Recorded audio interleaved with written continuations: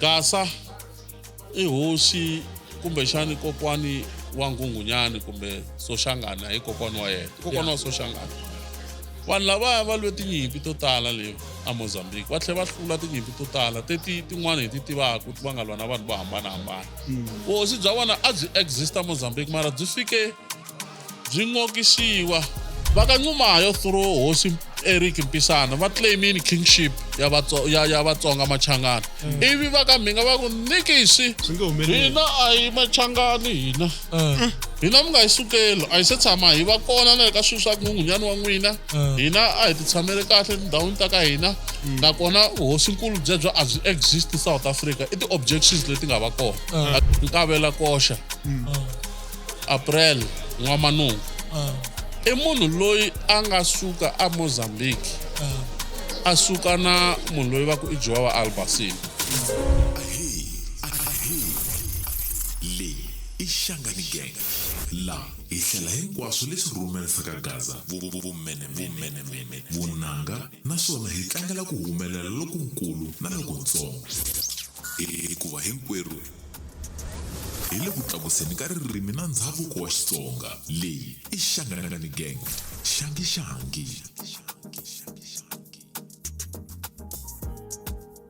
Nawu wu twisiseka loko hi vulavula swin'we khumela timinete na muyimeri wa swa nawu eka Shangani Gang na khensa swinene Marikana xiphemu lexi hi nga na xona esikwini ra namuntlha xiphemu lexi hi nga ta tshama hi va na xona minkarhi hinkwayo I xiphemu xa swinawanawani laha hi nga ta va hi ri na mutivikulu wa nawu loyi a nga ta va a karhi a hi hlamusela hi ku ya hi timhaka leti humelelaka eka community ya hina swo fana na leswi mi kuma ku vanhu va na ku holovisana vanhu va na ku lwisana vanhu va na ku vulavula na ku biha ku na swilo swo tala leswi humelelaka vanhu va swi endlaka va nga swi voni ku fana na sweswi mi kuma ku ri ku na xitori xa Boy Sevenza laha mi kuma ku ve na letter of demand se va ta hi hlamusela ku ri swo fana na leswi swi va swi kha swi vula yini se namuntlha hi ta rhanga hi mi tivisa muendzi wa hina a studio xa hina xa Shangani Gang podcast ku ri va kota ku va ti tivisa leswaku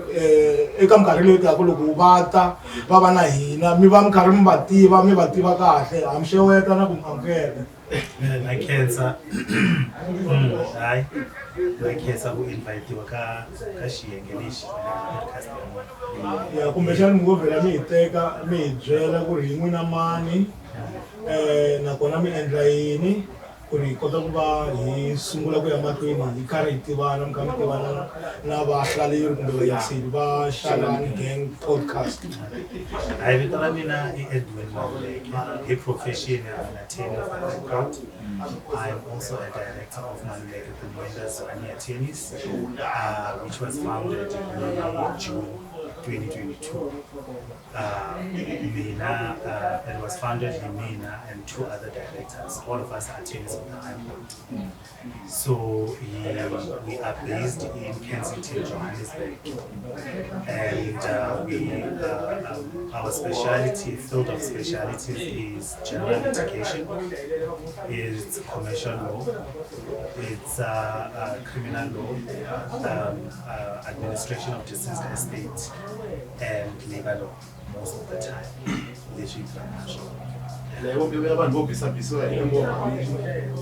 Road accident fund. I need to delve but I have vast experience when it comes because it forms part of general litigation. And but I have knowledge. No.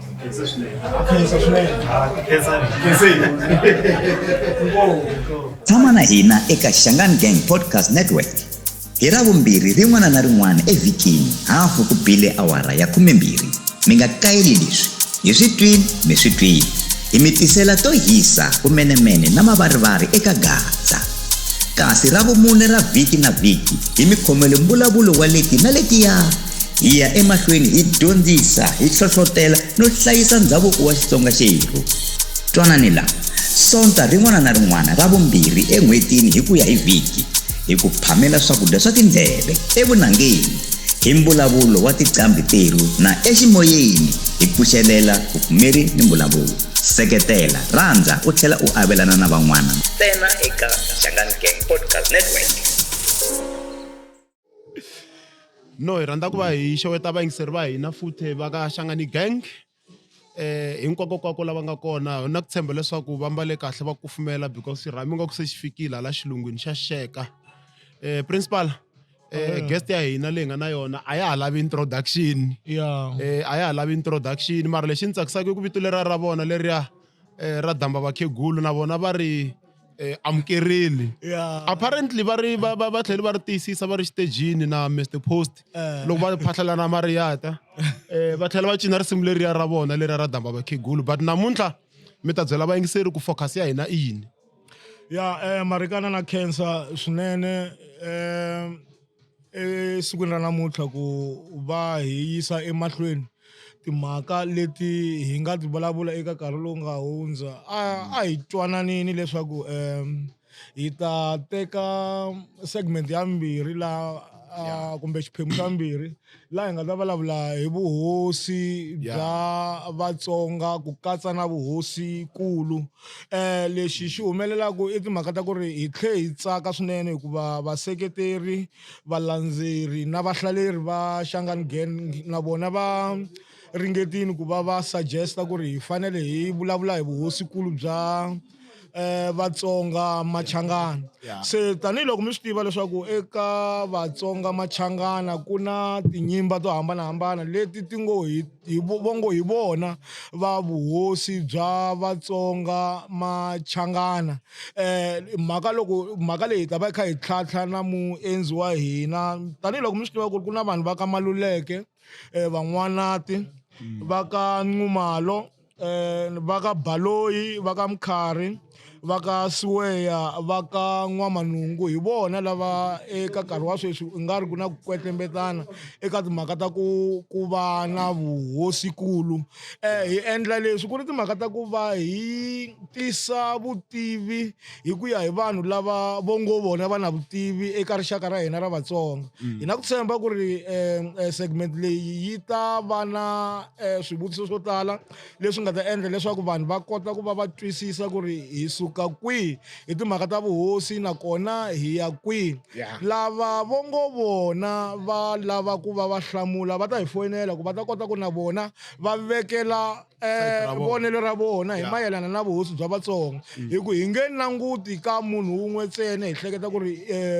vuxokoxoko lebyi a hi nyikaka byona hi loko byi helerini kambe hi ta va hi kha hi swi tiva leswaku vuxokoxoko byi fanele byi kumeka byi challengiwa hi van'wani lava nga va ku va ri na vutivi byo ringana na vona. Ni na ku tshemba ku ri mi nga va mi kha mi hlamala esikwini ra namuntlha ku ri hikokwalaho ka yini ni mbali hi ndlela leyi ni huma conference-ni ya SADTO ene mi yi losing conference ya kona ma swi tiva ku ni principal a ni yi luzanga a ni tshama ni kha ni ti wini. Se hi nga ku kumbexani mi nga se va vutisa hi basisa ku hina tanihi Shangani Gang a hi teki sayiti ho tisa vuxokoxoko na vutivi eka rixaka. So va nga twi nga ku hina hi wela hala ka Maluleke, hala ka Xirinda, hala ka Baloyi kambe muyeni wa hina nga ta hi basela hina kahle i timhaka ta ku va hi vulavurisana kumbe hi burisana na vaendzi va hina ku va kota ku va humesela leswi va swi tivaka. Bo Thembani kumbe ni ku Damba namuntlha mbombini na mwona mbizi swin'wana swo durha ko hi nge vuli mavito ya swona na hala masandazini hayi bombini namuntlha yi mbali na suti ya green. Se mi ri mhaka ya vuhosi bya Vatsonga ku ya hi tinyimba letiya ni nga ti nyiketa laya. Nyimba leyi yona yi nga na vuhosi bya mampela hi yihi ka tinyimba letiya hinkwato? Na khensa ku va ni tlhela ni amukeriwa futhi aka Shangani Gang.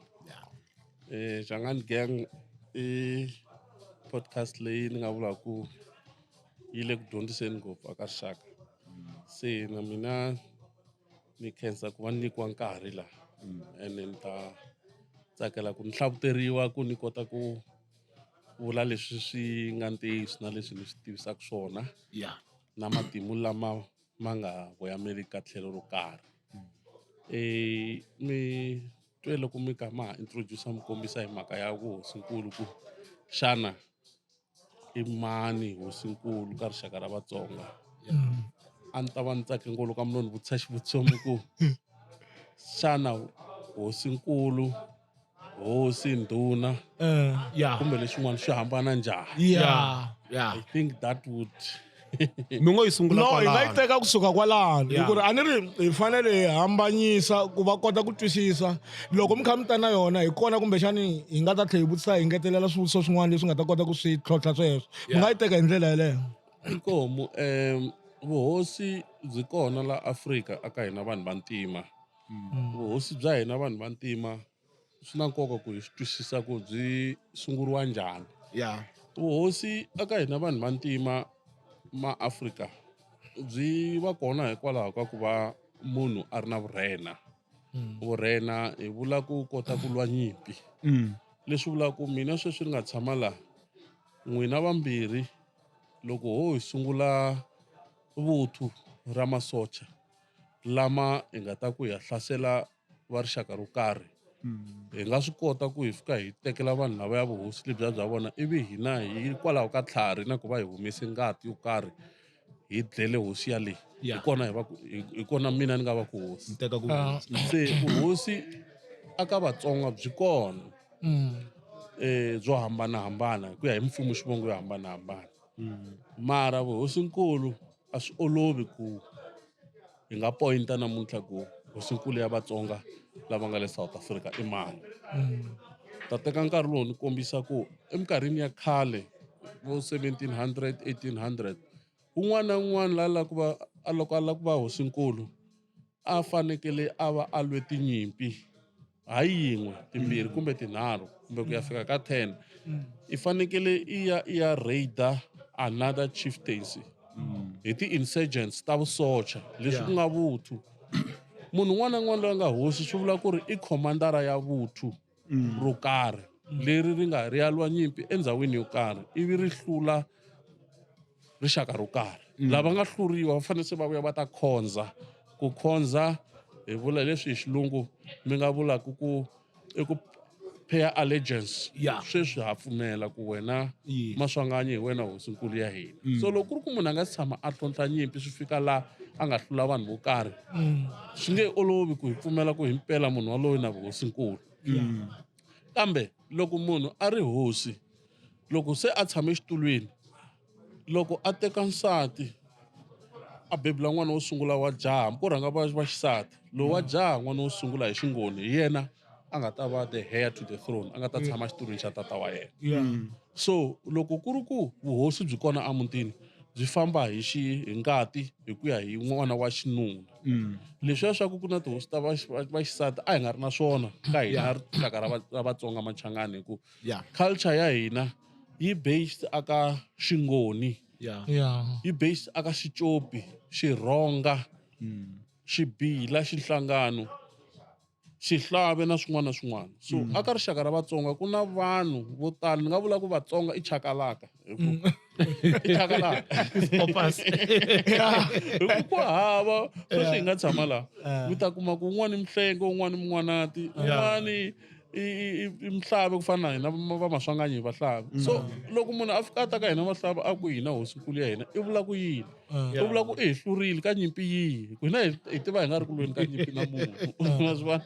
So hi yo mhaka mi kuma ku aka rixaka ra ka hina hi fambe ngopfu ku ve na migration yo tala ngopfu ka rixaka ra Vatsonga Machangani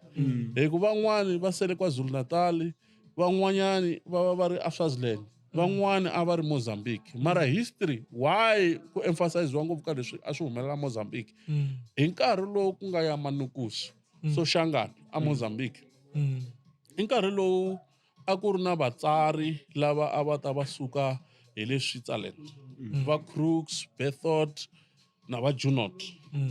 Vahisa lavaya a va travela exikarhi ka Delagoa Bay, Lourenço Marques, Maputo na Soutpansberg. Va famba va kha va cheka ku laha ku humelela yini va tsala report yi tlhelela a Zurich, Switzerland. So va fike va recorda history yo tala ngopfu ya Varhonga.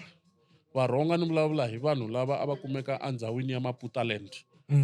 Maputaland hi laha hi nge hi le ka mfumo ndhawu liya i tiko ra ka Maxakeni ra ka Malungani na va ka Tembe a Maputo. So hi nkarhi lowu Manukosi loko a heta ku hluriwa aka Battle of Mhlathuze hi 1818 u vuye a suka a tsutsuma na masocha mo karhi a heada northward. Loko a kha a famba laha i hinde hi ndhawu leyi va nge hi le ka Tembe laha hi nge i Maputaland aka Tembe laha a ku na Hosi Mabudu. Hosi Mabudu hi loyi sweswi a nge i claima ku hi yena hosi ya Vatsonga hinkwavo ayo awe. Hi twinyana mhaka leyi. Mi twi mhaka leyi ne? Kulukumba lowa ka Tembe i ri hi yena hosinkulu ya Vatsonga hinkwavo. Vanhu lava i Mathonga lava ya va ka Tembe ene i Varhonga hala tlhelo. So hi nkarhi walowo Manukosi u ye a ya hlasela tinxaka to hambanahambana a Mozambique. Mara ku hava la va fikaka va ku loko a heta ku hlasela hi ku a hlasela vavanuna na vavasati ku tekiwa vavasati na vana. Ivi loko tekiwa vana lava va xinuna va trainiwa va va masocha. Ivi then a ku se no rename rixaka leri a ma ha ri Varhonga i Maxangani. Ma swi vona? Se the word Xangani swi vula ku na ti-military rape to tala ngopfu ti nga va kona like I said in the past. Mara a nga swi kotangi Soshangani Manukosi. Loko ni ku Manukosi vula Soshangani. A nga swi kotangi ku cinca vanhu va nga ha vulavuli Xitsonga xa vona. Va nga ha vulavuli Xicopi xa vona. Va nga ha vulavuli Xibila xa vona. Va nga ha vulavuli Xihlave xa vona. Ku lova ntsena ku fika swi fanele loko u fika ndhawini swi fika ku na sweswi a na ha la ku twa munhu a ku hi yena Mutsonga se swi hi Maxangani. Mara culture na mamamiselo ya vana a va cincanga, mabebulelo ya vana a va cincanga na swilo leswiya hinkwaswo. So that is why I'm saying ku hi ku ya hi sweswo swi hi kombisa kahle ku rixaka ra Vatsonga kumbe Machangani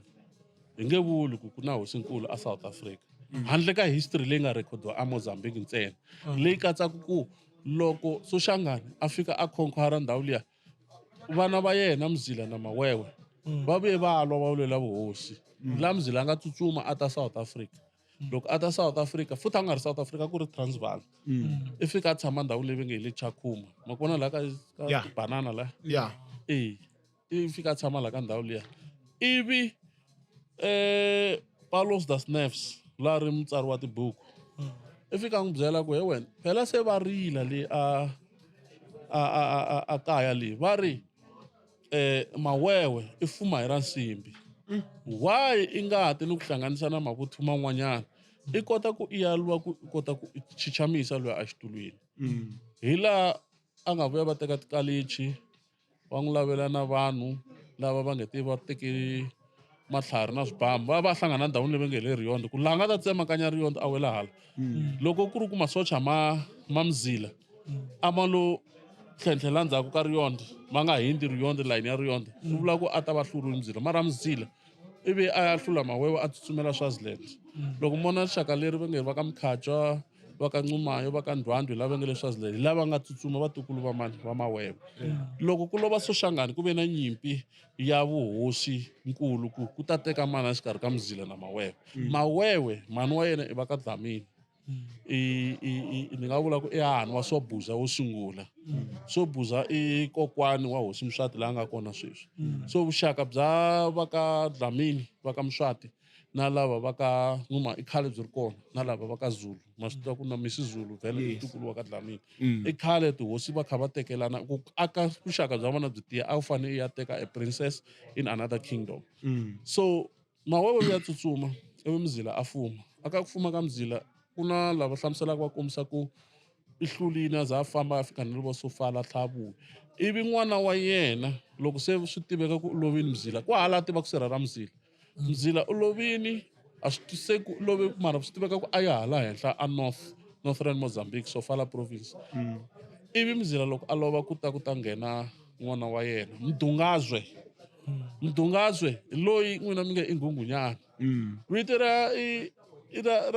Nghunghunyana i lo titha ku loko a nghena king yin'wana na yin'wana loko khale loko nghena xitulwini a yi titha vito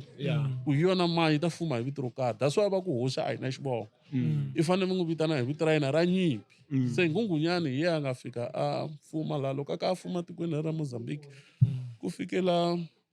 ba yena Mzila a n'wi byeli na siku na rin'we i nga pfuki i lwe na Maputukezi ku ve na covenant between Mzila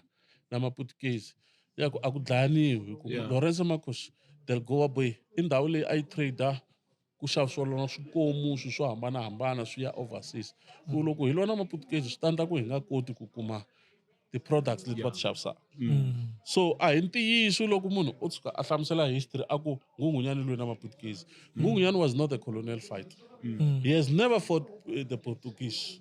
The Portuguese went to arrest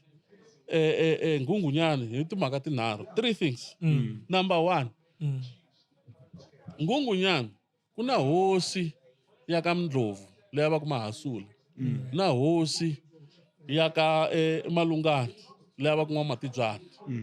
na hosi ya ka Mashakeni leti a ti lwa na Maputukezi ti tsema tinhloko ta Maputukezi ti ya vekela kwalaha mahlweni ka swikepe swa vona ivi va ku no wena Nghunghunyani remember hi twanana ba wena ku a ku lwiwa hi ku hi ta tsandzeka ku trader hi mhaka ya tinyimpi se ivi va hi sala va famba va lava mani va lava tihosi leti ti tsutsuma ti ya ka mani eka Nghunghunyani ka Nghunghunyani nkarhi wa kona i sukile a nga kona i ye kwihi i ye Sirheni ne ra vakokwana wa yena ka Chayimeti handle ka sweswo xa vumbirhi xi nga dlayisa mixalo ya Nghunghunyani ka khomo hi Maputukezi ku na hosi ya ka Maluleke leyi va yi vitanaka Xipenenyana Nghunghunyani masocha ma yena ma be n'wana wa Xipenenyana loyi a ntukulu wa Xipenenyana a rhumiwe aka Nghunghunyani ku a ta vika timhaka ta vacopi ku vacopi ku na problem ya ku fumele leri nga kona sweswi va lava ri cinciwa hi mhaka ku a ka ha ri na ku tirhisana kahle a ka phati ya Nyembani leyi a ku tshama vacopi kona so va hi sala va fika va dlaya n'wana wa Xipenenyana loko a yale a ku ni rhume ntukulu ku a ta tisa mali ya ndzuvu la ka Nghunghunyani va ku no n'wana we dlayiwile misa loyi a kwata loko a kwata Xipenenyana hi loko a landa Mozinho Albuquerque. Mozinho Albuquerque it's a naval commander from Lisbon, Portugal leyi a yi ta monitora Maputukezi na machangani ya Mozambique ku hanyisiwa ku yini se va kuma report ya ku no misa loyi hi nga n'wi khoma hi ku every Sunday i ya ku phahleni na Sirheni ra kokwana wa yena aka Chayimeti se Mozinho Albuquerque a teka the naval squad xa yena xa masocha ma le matini na va landza mani Nghunghunyani va ku Nghunghunyani sweswi hi ku khomini wena hi ku i tumbete mani Mahasula na N'wamatibyana N'wamatibyana na Mahasula hi vo va nga khomisa Nghunghunyani a ze a tekiwa na vavasati va yena va 7 na Godidi n'wana wa yena na Mulungu na lavan'wanyana va khomeriwa ku yini ku va dlaya Maputukezi a Mozambique ivi va yixiwa kwihi Azores Island a Portugal laha nga ha lovela kona hi 1906 ivi ehenhla ka sweswo hi 1912 ku ve na nyimpi World War I leyi a yi sungurini a Russia va Vladimir Lenin na genge leyi ya le a Germany before ya Hitler laha ka World War liya ku ve na ku masocha ma vantima kumbe ti-slave ta vantima leti a ti ri Portugal ti yisiwa nyimpeni a Africa hi laha ku nga vuya mani Godidi i n'wana wa mani wa Nghunghunyani mara moni nga se za ni hlamusela yaleyo loko a capture-riwa Nghunghunyani hi ti 28 ta December 1894 lexi xi nga humelela hi lexi va teke Nghunghunyani na vavasati va yena na vana va yena va vafana including Godidi ivi tisane ya Nghunghunyani loyi va ku i Mpisana a teka maxaka hinkwawo ma ka Nxumalo a famba na wona va crossa Libombo River va kumeka va ri hale ka phati ya Transvaal lava nga fika va tshama endhawini leyi a yi vitaniwaku hi le Kruger National Park ka Skukuza ivi Skukuza a yi administratiwa endhawini leyi a va yi vitanaku i Lydenburg ku va na commissioner Erasmus laha nga fika a ku no va pota ku hina hi suka a Mozambique buti wa hina kumbe ba wa hina i capture-riwile hina va ku hi tiva history yaleyo ivi then va sungula ku va nyika ndhawu laha a tindhawini ta Bushbuckridge mara tihosi leti va nga fika va tikuma laha a ku ri hosi ya ka Hoshana na Xopiano hosi ya ka Khoza laha sweswi va kumekaka ka Slington na Bushbuckridge. Mpisana i famba na vanhu lava Ntisana ya Mpisana loko ku nga Gija ne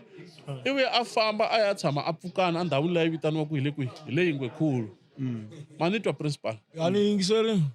a Yingwekhulu hi laha Vuwani laya ku na ndhawu laha Vuwani endzhaku ka lexi xa fire station leyi nga laha Vuwani ku na ndhawu leyi va nge le Yingwekhulu laha a Yingwekhulu hi laha va nga fika va tshama kona loko va tshama kona va ka Gija ivi Gija hi ku ya na ku ya a suka a ya tshama ka tikweni ka Xikundza a xa Swita laha mi nge hi le ka Nkovani sweswi a fika a lava ku ta tindla hosi ya ka Xikundza ivi va holova na Nhlengani Xikundza kusuka laha a ni ku lavi nge ti na nawu wa Xinguni wa ku a ku yi ka Madlala loko ku dlayiwa homu na inani swi dyeriwa ndzeni ka xivala ivi va n'wi khayima a ya kwihi a ya tikweni ra ka Maxobye laha ka tiko leri nga na va ka Maxobye Gija Gija i Magona ma swi twa ne Magona i Nxumalo ni te Gija i Ntisana ya Mpisana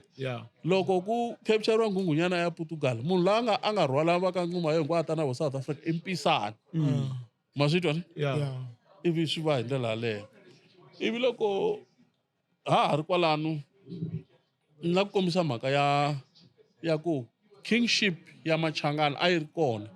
mara yi dethroniwe hi Maputukezi a Mozambique hayi a South Africa the gist of what I'm saying i ku kingship ya Machangana ya ka Gaza a yi ri kona mara hayi aka part ya le Transvaal a yi ri ka part ya le kwihi a Mozambique and then now fast forward ku va na mhaka ya ti-tribal authorities na swin'wana ti va kona hi act ya Bantu Act ya 1951 yi te ku va na ti-territorial authority hi 1965 ku va na Amashangani Territorial Authority leyi nga fika yi va na headquarters kwihi a New Forest a Bushbuckridge hi laha a ku fuma Isaac Pheto Nxumalo IK Nxumalo hi yena loyi a ri va same age group na va Sunduza Minga hi vona lava nga fika va former that Gazankulu homeland nga vula Gazankulu government hi 1969 mara loko kha ku la ku fambiwa sweswo ku ve na issue ya ku van'wanati va ka Maluleka a va nga swi tsakeli ku vona va wela ka swilo leswi va swi vitanaka a Machangani hikuva n'wanati a va tshama pfumela ku va Machangani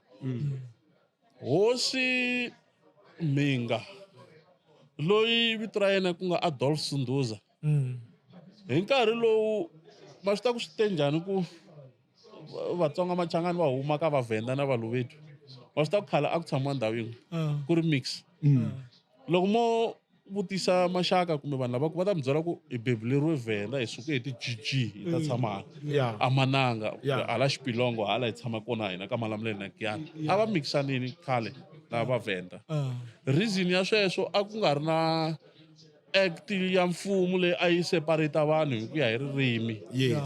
so the segregation act leyi nga va kona after loko ndiwe Bantu Authorities Act leyi nga ta ti-tribal hi 1958 Hendrik French Verwoerd u ye aka Xivasa a ya hlangana na Phephu Ramabulana loko a ku heta ku inauguratiwa Phephu Ramabulana you remember him the president of Venda loko a ku heta ku inauguratiwa aka Xivasa a 210 a ku ri na masocha a ku theriwa kona khale laya i fike Verwoerd a ku na swi vona ku rixaka ra wena ri kule ngopfu ku na va Minga ku na va manimani hinkwavo vanhu lava va thelaka la ka wena va tele ngopfu mani kasi why u nga vi king kunene na wena u fana na lava ka Zulu ma swi vona ivi swi nga khomi kahle hosi mani Minga swi nga khomi kahle hosi mani Mhlava ivi hosi Minga a sungula ku famba hi tiko na tiko kwala a ku hi kombela ku n'wina Vatsonga hinkwenu a hi hlanganeni loko va hlanganaka a hi humeni aka Vavenda hi ya sungula rixaka ra ka hina ra Vatsonga a tlhela hi ku se hi endliwa ingaku ho va swichivi swa Vavenda na n'wina mi nga ku halani Mhlave wena nga na Vasotho va ka Balobedu lava va ka Make huma kwala ka vanhu valava i va yini hi va xilxingu hosi Minga i tlange role yin'wana yikulukumba ngopfu ka ku unite tihosi ta Vatsonga into one basket lava nga fika va hetelela va endla yini vandla ku va na Amashangani Territorial Authority meeting wa vona wo sungula wa 1960 wu khomeriwe laha ndhawini leyi mi nge hi le ka Caltex garage a Giyani a wu vitaniwa Ndlopfu the Benston minutes of 1961 meeting loya wu ndle ku Vatsonga kumbe lava vulavulaka ririmi ra Xitsonga kumbe Xishangani wa swi vona ku himpela lava va tshamaka Zanini i tindhuna ta Mjaji lava va tshamaka ka Malamulele futhi a yi nga se va koho Malamulele a ka ha ri Vhena i tindhuna ta mani ta Ramabulana so ku no hi nga rindla rixaka ra ka hina hi hexe hi laha ku nga fika ku endleka yini ka timinetse ta Benston va tlhela va khoma meeting yin'wana a ndhawini yin'wana va yi vitanaka hi le Berlin hala Zanini ndhaku ka Off Khalaku hi laha na va hosi misava va nga fika va swi twisisa ku himpela ku fanele ku simekiwa rixaka ra Vatsonga va ku hi ta ku hina va mani hi Vatsonga ivi miehleketo ya hosi Sunduza Minga hi va ku na swilo leswiwani swa tika ma vona ku a hi dyondzanga swona tihosi ta khale va nga yangi xikolweni va nga ri na nkateko ya xikolweni ku na jaha rin'wana ra ka hina ro tlhariha ngopfu ri nga le Ateflop ra lecturer vito ra yena va ri i Hatso Ntsanwisi u huma ka Xikhumba kokwani wa yena Hatson u a ri mukhomi wa bege ya mfundhisi Thomas loyi a ri wa kereke ya Swiss Mission va nga suka swin'we va ya a Valdezia va suka Valdezia ivi va ya ka mission wa ka Xiluvani hi 1912 loko ndliwa missionary station ya kereke aka Xiluvani hi laha ku nga fika ku beburiwa vanhu vo fana va Hudson Ntsanwisi kona ivi va ku Hudson i tlharihe ngopfu a ri mukamberi wa swikolo hala a South Pansberg hala va Lemana hala sweswi hi twa ku u vuyile a America i le Tafelberg ivi va ku byela EPP Minga loko ri ku ma n'wi tiva va ku tsala papila u n'wi byela ku hangu lava hina tihosi hi lava ku hlangana na yena hi loko Professor Ntsanwisi a amukela papila a Sovenga laha ku nga mani ku nga ndhawu leyi mi hi vitanaka ku hi le Tafelberg a xikolweni that was 1964 ivi papila leriya a ri hlaya a swi twa ku okay laha ku vulavuliwa hi ku kula ku va lava ku hindla ku va na rixaka ra ka hina hi huma ka Mavhenda na Vatsonga EPP u fambe hi basikiri a ri principal ka N'wamatatana exikolweni u sukele ka Minga hi basikiri a ya chovha basikiri a za ya fika Mketsi a kuma xitimela xi ya n'wi chicha Pietersburg a ya a Tafelberg after a delivera papila a tlhela kumana na yena Professor Ntsanwisi hi laha Professor Ntsanwisi a nga va involved kona aka mhaka ya ku rhangela Gazankulu hi mhaka va ka mani va ka Minga so loko van'wana ti va ka Minga vo tshuka va ku vona va lava kingship ya Vatsonga swi nga va swi ri based ka role leyi va nga yi tlanga aka ku unite rixaka not necessary ku va tshama lwa nyimpi kumbe va na land leyi hi nga ta ku from Giyani to Minga i land ya vona so we need to understand that very well so hi lava mi hi hlamusela nyana hi relationship ya Jiwawa na N'wamanungu ene mi tlhela mi toucha nyana timhaka ta ku ri ani na vona va ka Siwaya ve ri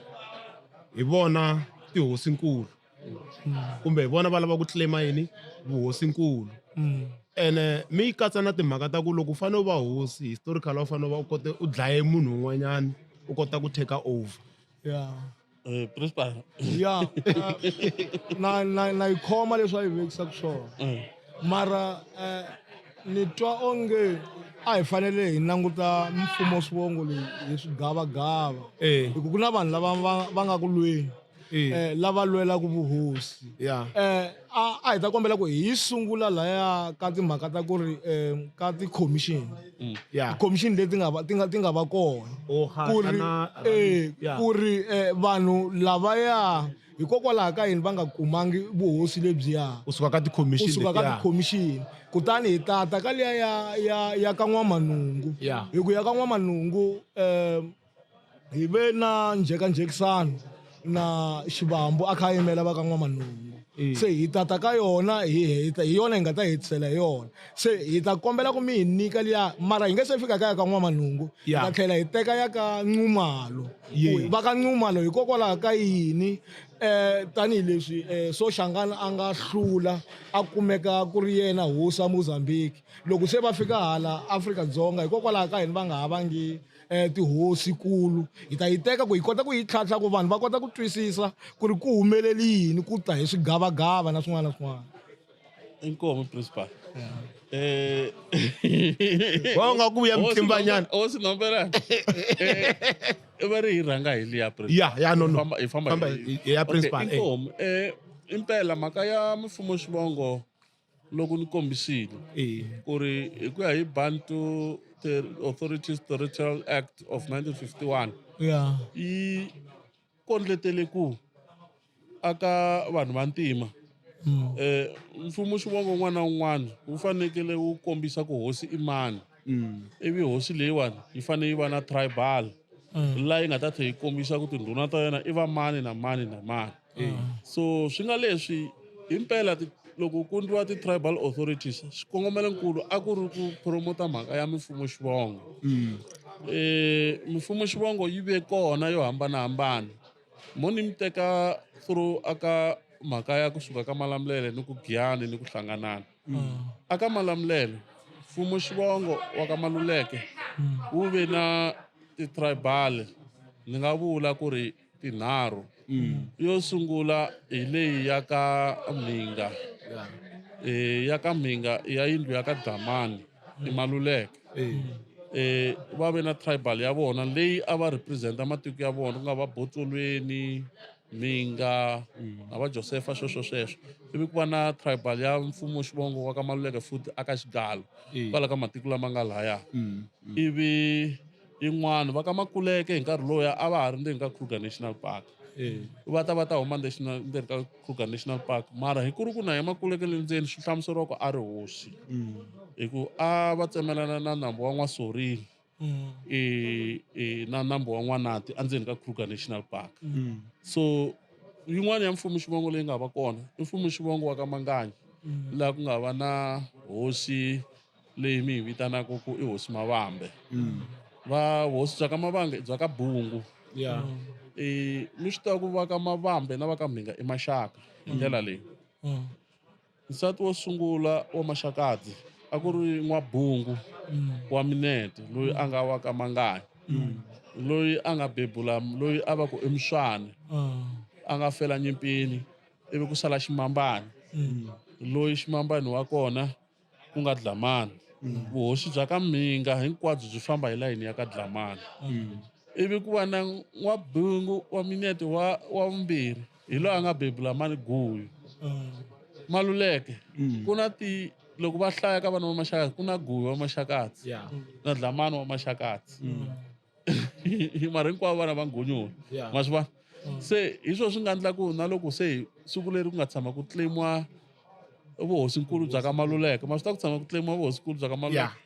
loko se hi tata ka timhaka ta ti-commission mo ni yi vekela hala ka ti-commission so mimfumo xivongo yo tala yi ve kona mara mfumo xivongo leyiwani yo tala a yi fambisiwa ngopfu a yi fambisiwa ngopfu hi tihosi na malandza ku nga tindhuna na vaakatiko tiko rin'wana na rin'wana leri nga fika mi kuma ku na tribal authority swi vula ku ri mfumo xivongo walowo a wu recognize-weni vuhosi bya khale a byi recognize-wa loko ku ri ku mi tshame mi nga lwa nyimpi van'wani aka mfumo xivongo va kume vuhosi hikuva va ve masocha ma Juwawa Albasini va ve masocha ma Juwawa Albasini hi ku mo ni mi byela ku ka mfumo xivongo leyi nga va kona lahaya ti-tribal leti nga va kona a Hlanganani Giyani Malamulele hinkwavo vanhu lavaya van'wani a va tangi na vuhosi bya vona va suka na byona hi le Zimbabwe kumbe Mozambique ma swi ta ka Vatsonga Machangana vo tala va ka Baloyi va huma Zimbabwe na Mozambique vo tala va huma a Mozambique so van'wani va suke a Mozambique va nga ri vuhosi mara va fike va kuma vuhosi la a South Africa ku fana na ndyangu walowa mi vulaka wa ka Ndengeza wa ka N'wamanungu wu sukele ka vona leyi loko ku ri ka va ri na vuhosi a hi swi tshama hi twa hi twa vuhosi bya vona byi ri Mozambique mara loko va fika laha hikuva va fike va lwa tinyimpi to karhi va fike va ena vuhosi loko se va ri laha van'wanyana ku fana na va Bungeni for example loko a suka hi le a Mozambique a nga ri hosi mara i fike a kuma vuhosi laha hikuva a te na mani na Mzila i ba wa Nghunghunyana hikuva va te laha na mzila ivi loko va ku tlheleriwa ku ya lwiwa na maweve va nga tlheli va ya lwa na maweve va sala kwalaya ka tiko leriya ra ka Bungeni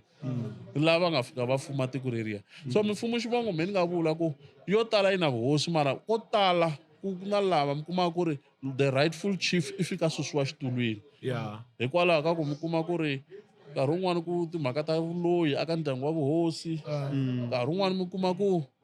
kumbexani a nga koti ku vulavula xilungu loko va ta manghezi na mabuni va lava ku vulavula na yena va nga twanani ivi interpreter yi hetelela yi teke xitulu xa vuhosi so ni nga vula ku eka mfumo ya xivongo tihosi to tala a hi vona the rightful people lava va fanele va tshama exitulweni ni nge poyinti ku vuhosi bya ka mani mara mi swi tiva ku vo tala a hi lava a byi teka vona straight loko sweswi hi nga tshama hi te tala loko ku ri ku n'wemi Mativuya i second born man third born loko mo kuma ku n'wina a mi swi koti ku vulavula xibunu lava va kota xibunu vanhu va fumini va na tihomu va na yiniyini a vo yisa tihomu aka gangu leya mabunu ni vo SD Koneng van V SD Captain van V Skref ni hlamala se va ku se aka chief hi hala ma ku mara yena first born swi te njhani hi lava vanhu vo tala va nga tekeriwi kona vuhosi xin'wana xi nga tekerisa vanhu hosi i mhaka leya ti-forced removal mi suka a tikweni ra n'wina ku hala va Venda la mi ri hosi kona ku fana na Mahonisi a ri koti ku ra Mahonisi a Venda a ku ri hosi Mahonisi a Venda mara i tekiwa ya vekiwa a nkambeni ya ka mani ya ka Mavamba se Mavamba nge pfumeli ku mi n'wi tisela hosi i boheka ku Mahonisi a va yini a va ndhuna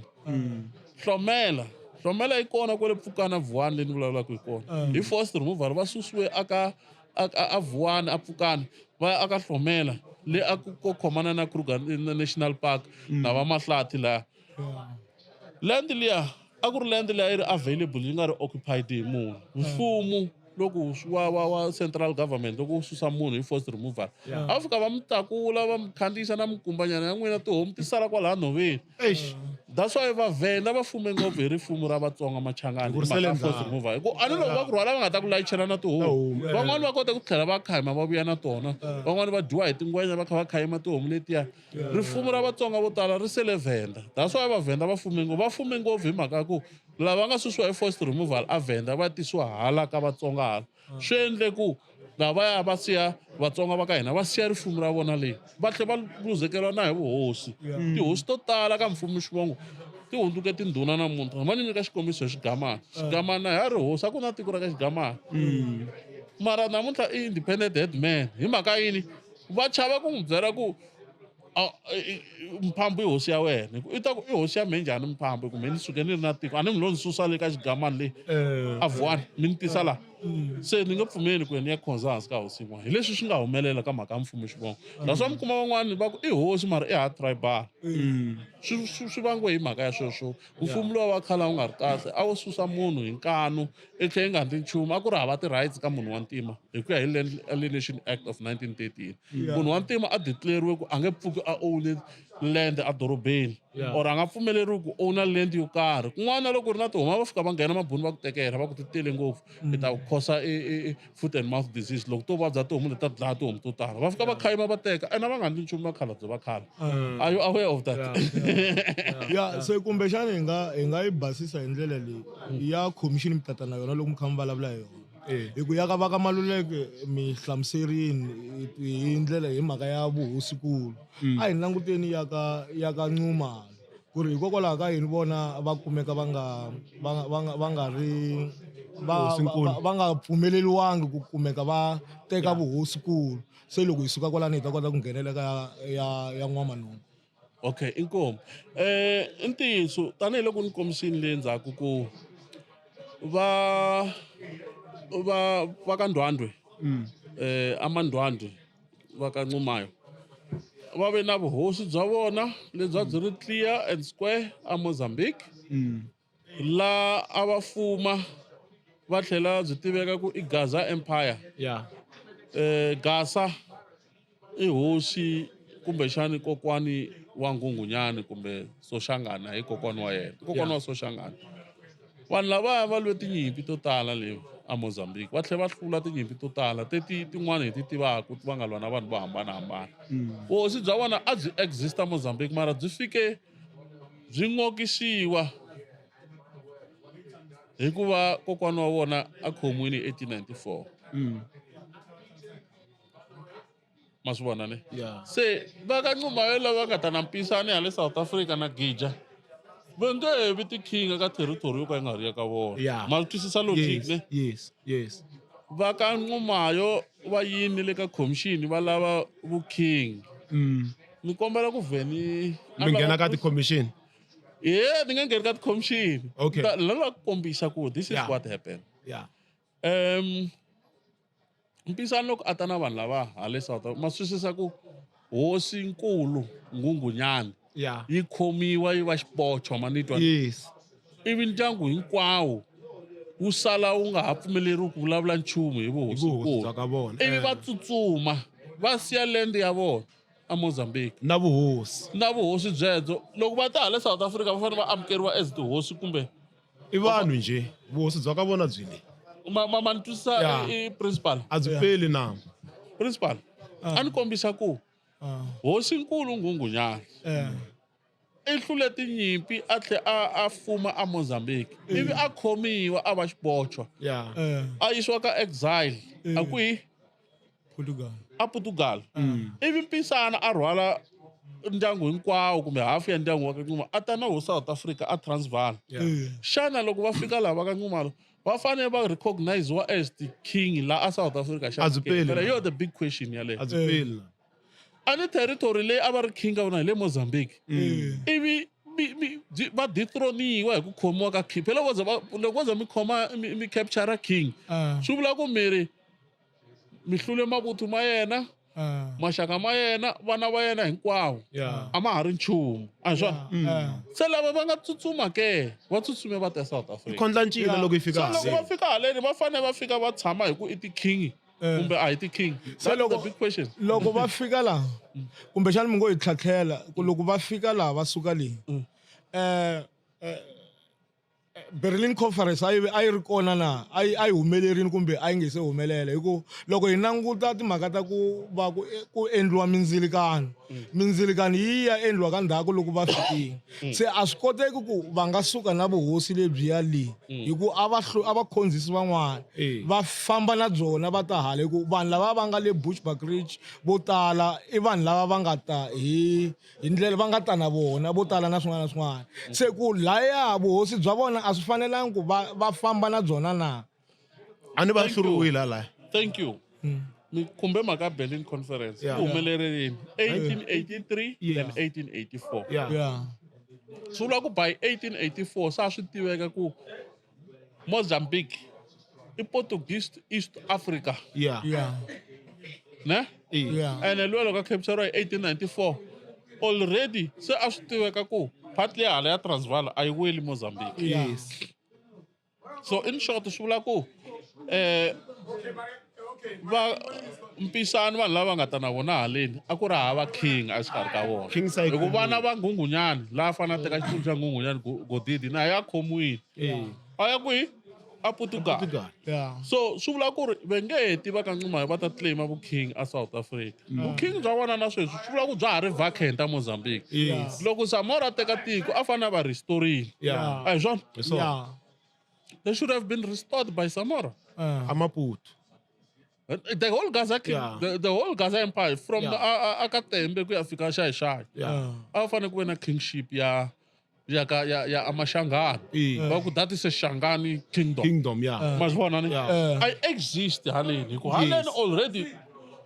Vessel Pretorius ne prime minister wa Transvaal already sa ri kona and a swi tiva ku vanhu lava loko va amukeriwa hi Erasmus va ta as the refugee a va ri hava na swimbalo so mi nga receive njhani a refugee mi tshemi ku i king why recently Yes. ku humelela Eastern Cape mi ala ku va na king ya ma-Igbo a South Africa Yeah. It's because So this is far. not an Igbo vuhosi land. a byi peli na Yeah. This is not an Igbo land for Yeah. example Yeah. na haleni a ku nga ri land ya Machangani ma swisisa ni so commission leyi nga va kona yi ve kona ya Nhlapo commission munhu loyi me ni nga vulaku ku u hoxe ngo xandla aka mhaka ya ndyangu wa ka Nxumalo ku kumeka u ya tlhontlha vu-kingship the former MEC ya art and culture, my senior brother but Joe Maswanganyi. Hi yena nga suka landa vanhu lava va ka Ncumayo na tatana Gezani Mabunda. Va ku phela va ta ku sukela ku Nghunghunyani kuze ku ndliwa na statue giyani. Can I tell you? Can I tell you? byelani vahlaleri va la ku twisisa ka kahleni kusukela kweswi Hi nkarhi lowu wa 2004 loko Silo Mloti a nghena va Premier Limpopo. Mbeki a n'wi nyika instruction ya ku a recognize Sekhukhune as a king a tlha a endla xiteji xa Sekhukhune. Ivi ku endliwa xiteji xa Sekhukhune hi 2004. Ivi the MEC leyi a xisusiwe ka housing ya ka art and culture yi vona ku ri na opportunity ya ku nga ve kona Muvhenda na Mutsonga. Hi laha ku nga sukiwaka yi cinciwa vito ra Louis Trichardt yi vitaniwa Makhado ku recognize wa mani Mphephu Ramabulana. Not Mphephu Ramabulana, Makhado Xirwavusiku. Makhado Xirwavusiku. Ku cinciwa doroba ku nga endliwa public participation na leswi swa geographical name change va nga swi tivi. Ku cinciwa from Louis Trichardt yi va Makhado ku vekeriwa na xiteji xa Makhado. Ivi Mabunu ma xipenda xiteji lexiya ma ha swi tsundzuka ni. Ivi MEC leya ya art and culture ya province ya Limpopo yi swi vona ku swi vula ku na hala ka Vatsonga ku fanele ku vekeriwa yini statue. Ivi statue lexiya xa Nghunghunyani xa vekeriwa Giyani. Ma swi twa ni? Hi nkarhi walowo a kha ku famba commission ya Nhlapo. Commission ya Nhlapo nkarhi lowu ma swi ta khale commission a yi recommenda king president a recognize a tlha gazette swi nga se cinca hi 2003 laha se ku nga endliwa yini nga endliwa ku president Amendment Act of Traditional Leadership and Framework Act amended 2009 leyi nga fika yi cinca hi ku sweswi president a nga ha appoint king i fane a rhanga ku appointiwa panel ya commission leyi nga ta languta into vuhosinkulu ivi then hi laha timhaka ti nga fika ti onhaka kona kwalaha va ka Ncumayo through hosi Eric Mpisana va claimini kingship ya Vatsonga Machangana ivi va ka Mhinga va ku nikisi hina a hi Machangani hina mi nga hi sukeli a hi se tshama hi va kona na le ka swilo swa Nghunghunyani wa n'wina hina a hi ti tshamele kahle tindhawini ta ka hina nakona hosinkulu byebyo a byi exist South Africa i ti-objections leti nga va kona aka commission swi objectiwe ka commission mahlweni ka commission ivi commission a languta ti-research a languta tibuku a ku kasi Nghunghunyani lowu a ri wele kwihi va kuma i ntiyiso Nghunghunyani wa le Mozambique ene i khome hi Maputukezi hayi hi Mabhunu so why munhu la nga khoma hi Maputukezi a fane a lava vukhingi ku ri ku tiko leri a ku hlupha Mabhunu hale ka hina a ku nga ri Maputukezi so in short swi vula ku territory ya vukhingi bya ka Ncumayo a yi kona le South Africa although in Bushbuckridge va fika va kuma senior traditional leader hikwalaho ka Professor Ntsanwisi Professor Ntsanwisi u make sure ku va ka Ncumayo laha Bushbuckridge va nga weli hansi ka mapulani va ka Mokoena valava va hosi Lemeke Mokoena ma swi twa ni they got a huge margin of land va le xikarhi va ka Ncumayo sweswi va le xikarhi ka vuhosi bya ka Mnisi na vuhosi bya ka Khosa na vuhosi bya ka Nkuna bya ka Hoxani va ringana sweswi va ni twa ni it's a senior traditional leader swi fana loko mu ku hosi Ngove hosi Maswanganyi hosi Nhlaniki kumbe hosi mi ku hosi Xigalo hosi Xikundu hosi mani va ringana they are just ordinary senior traditional leaders that is the role leyi nga tlangiwa hi Gazankulu government ku va recognize Pitori va recognize ku hayi well Mozambique switandini va tsutsume va ta haleni mara la va na land ene land leyiwani ku xaviwe mapurasi pera ma swi ta ku land leyi va yi kume njhani loko Hamilton Hamilton Misala Wardener, the first Wardener, they are responsible for fencing Kruger National Park up to 1927. Asusa vanhu lava va nga le Bushbuckridge va ka Ncumayo andeni ka Kruger National Park va n'wi vitana ku Xikhukhuza. Khukhuza swi vula munhu wo tlilina xin'wana na xin'wana u khukhuza kunene ma swi a va tisa hale ka phati ya hala a va fikanga mfumo wa Pitori u teke mali u xava mapurasi lama ma rona that's why maviti ya switandi swi le Bushbuckridge va ta ku byela hi le New Forest Atherstone maviti ya koma xilungu it was farm names ta valungu letiya ti lo xaviwa hi mfumo ku vanhu va kuma ndhawu yo tshama so that they preserve wild animals endzeni ka ntanga wa Kruger National Park. That is basically what happened there. So va ka Ncumane vuhosinkulu va na byona mara hayi a South Africa. So issue ya vona va teke va ya ka commission loko yi fanele va recommenda va yisiwana tihosi letin'wana ta Vatsonga Mbinga ikanetini na Nkuna ikanetini Nhlaba ikanetini ku hayi yena tiva nga ri na hosinkulu ye isuka la tsutsuma Soshangani na vakokwana va tsutsuma Xiluvani yexe tsutsuma Soshangani a ta haleni na lava van'wana va kombisa sweswo ku hina hi te na N'wamanungu na Jwawa na lava van'wana va kombisa sweswo ku a hi zangi hi ta South Africa hi rhangeriwe hi Nghunghunyani kumbe hi n'wana wa Nghunghunyani kumbe hi Mpisane va ka Mpisane va te swa vona andhaka loko va ve ti-refugee atikweni leriwani. So in short what I'm trying to say is commission yi arini ku va ka Ncumane va na kingship va tlhontlha va ya a Pretoria High Court a yi nga se va na High Court Limpopo ivi Pretoria High Court yi fika ku indeed yi agree na xiboho xa Nhlapo commission ku ri a ku na vuhosinkulu aka territory ya South Africa ivi va ya Supreme Court of Appeal Supreme Court yi agree na xiboho xa judge ta High Court ivi Supreme Court va yi teka va yisa Constitutional Court ivi Constitutional Court kuna mani chavi ku vulavula swa ka Ncumane kuna ruling ya Constitutional Court leyi munhu n'wana n'wana wa xaka kumbe wa ka Ncumane or la yima ku na vuhosinkulu bya ka Ncumane a nga ni challenge ku hi yona meni humesa yona ku mara laha hi leyi court order yi kombisaka ku n'wina mi hluriwile na le High Court na le Supreme Court na Constitutional Court yi rhula ku swe yi chayini ya n'wina a ka hana lama nga ta yingiseriwa kona hambi na vuhosinkulu aka ti-commission handle ka va ka Ncumane hi va van'wani handle ka ku object objection is something else hi va van'wani a va submitile ku faka claim ya ku va na vona va claima vuhosinkulu bya Matsonga hi nkarhi wa ku famba ka Ncumane na van'wanati va yi nghenisile yi ta hi le ka yindlu ya ka Minga ya mfumo wa xivongo wa ka Maluleke ka Minga lava nga fika va presenta na vona va kombisini ku na munhu loyi nge i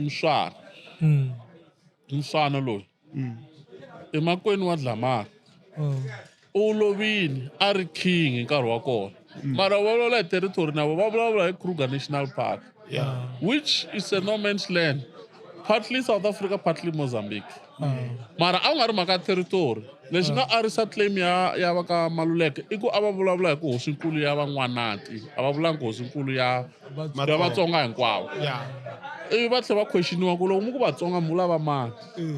hikuva van'wani kwalaha a hi Vatsonga va lo assimilate ku va Vatsonga so munhu la nga fika laya a fika kaneta i Hosi Nhlaneki CJ Chabani Jackson Nhlaneki Hosi Nhlaneki va fike va ku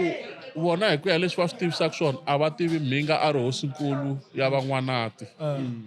ivi ti-commissioner ti ku mi ri yini n'wina van'wanati loko un'wana a fika ku i ye hosinkulu n'we mi ri hayi hosinkulu a ku no hina hi va yindlu ya ka Guyu lava va yindlu ya ka Dlhamani these two i vana va maxakazi hinkwavo mara Guyu i nkulu aka Dlhamani so ti-squabbles letiya se ti-squabbles teto ti fike ti onha claim ya vona se sweswi loko mi ku hosinkulu ya van'wanati i mani va ka Mhinga va ku hayi na hi vula ku ta hosinkulu xilungu xo tlhava rhaku ra Mukon'wana a ni xilungwa i xilungu xo tlhava rhaku ra Mukon'wana a swi rhuketeli loko hi kha hi phata swi rhuketeli a hi tluleni ku karhi na wena wu le ku hi siyeni hi yakayaka ya vuhosi bya ka Siweya va ka Siweya na vona sweswi ku na ku vulavula leswaku hi vona tihosikulu ta Vatsonga laha va tirhisaka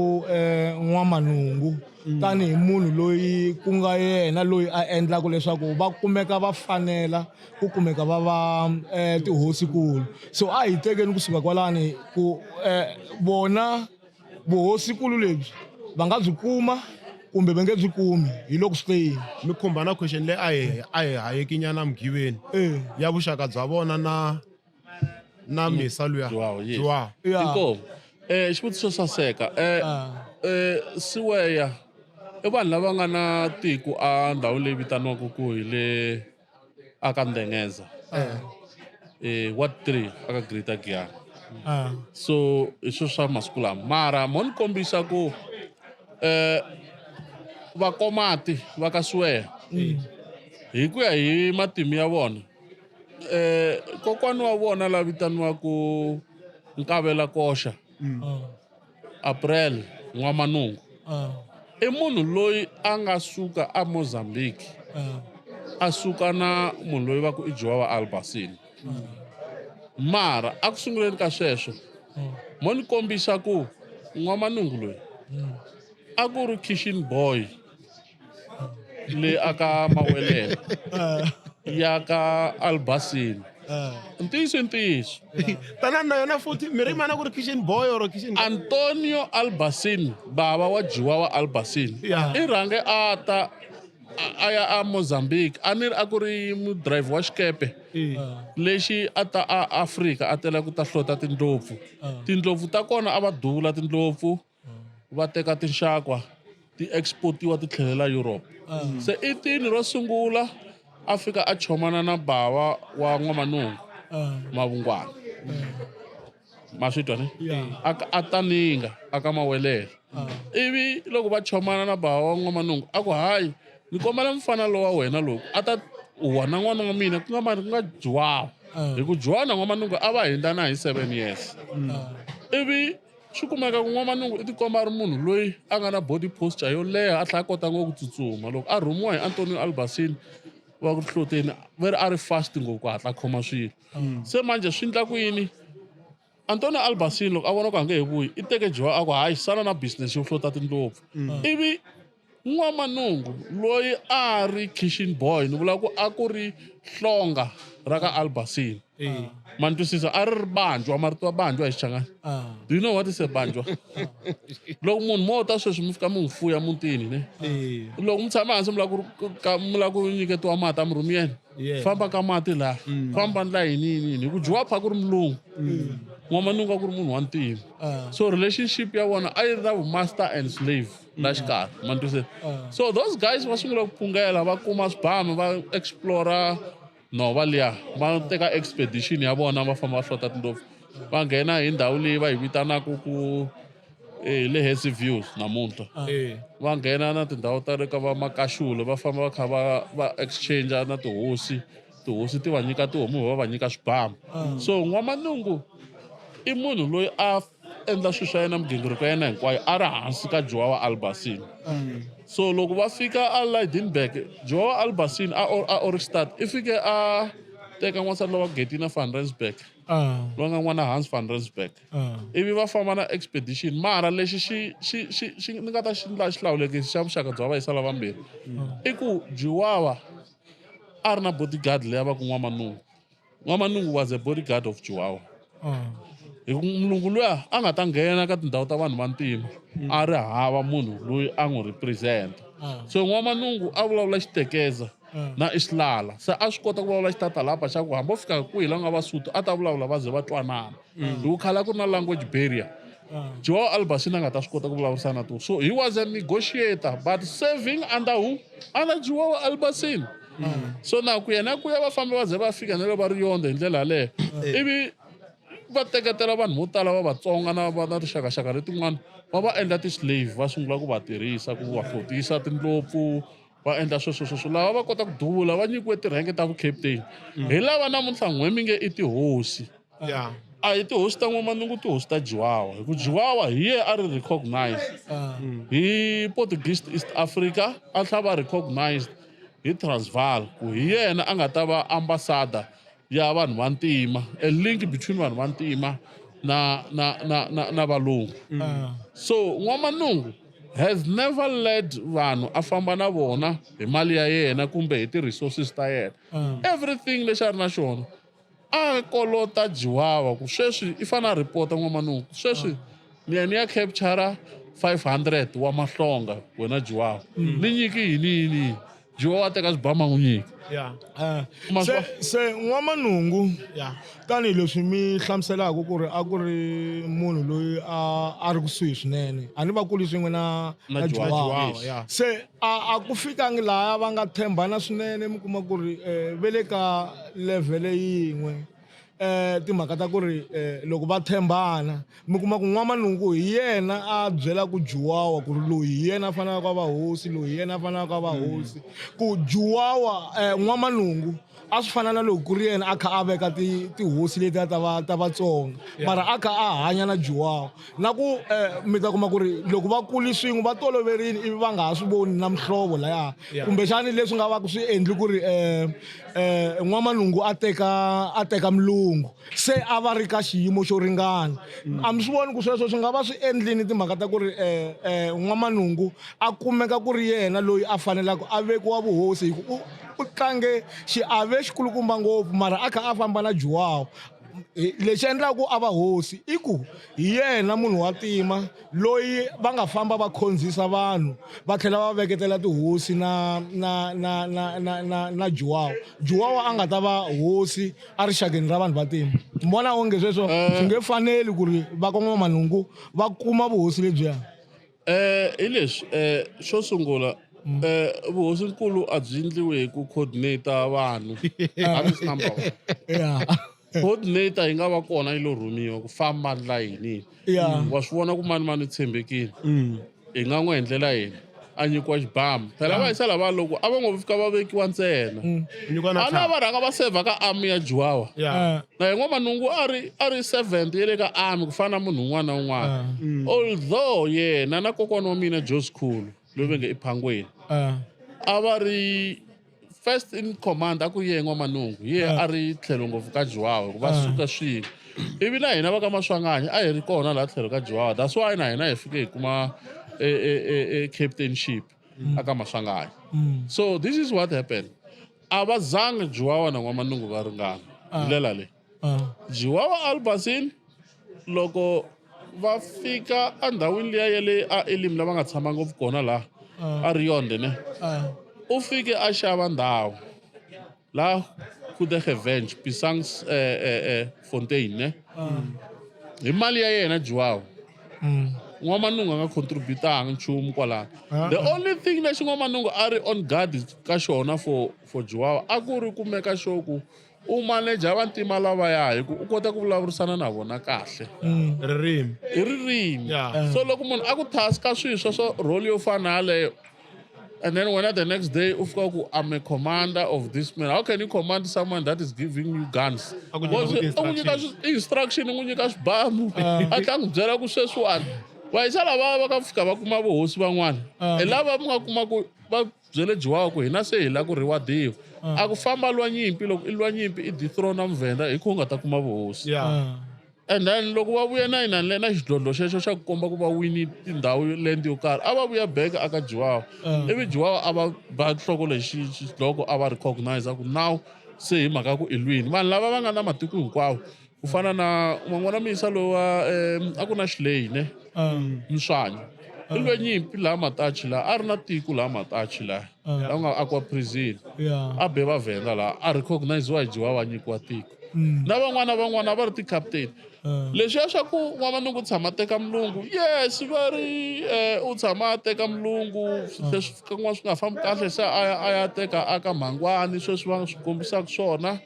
and all that mara he has never been equal to juwawa has always been his master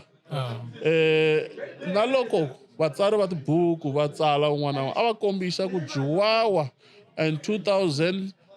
black Tsonga slaves mantwisisa ne of juwawa va yisa lava va fika va endla savage bya ku nghenela va Venda va va hlongorisa hi swibhamu van'wana va fika va tsutsuma va sala va occupy land hi ndlela yaleyo i conquest leyi nga va kona mara ku hava la munhu a nga ta ku N'wamanungu i lwe nyimpi loko a lwa nyimpi a hlula mani a ku ta teka tiko wena swimanimani se loko mi ku a va hlulangi swibhamu leswiya a swi helangi swi va pfunini ku va teka tindhawu to karhi no well ku na ndhawu yo mo ni kombisa ku hina Vatsonga kumbe Machangani lava nga le Giyani Malamulele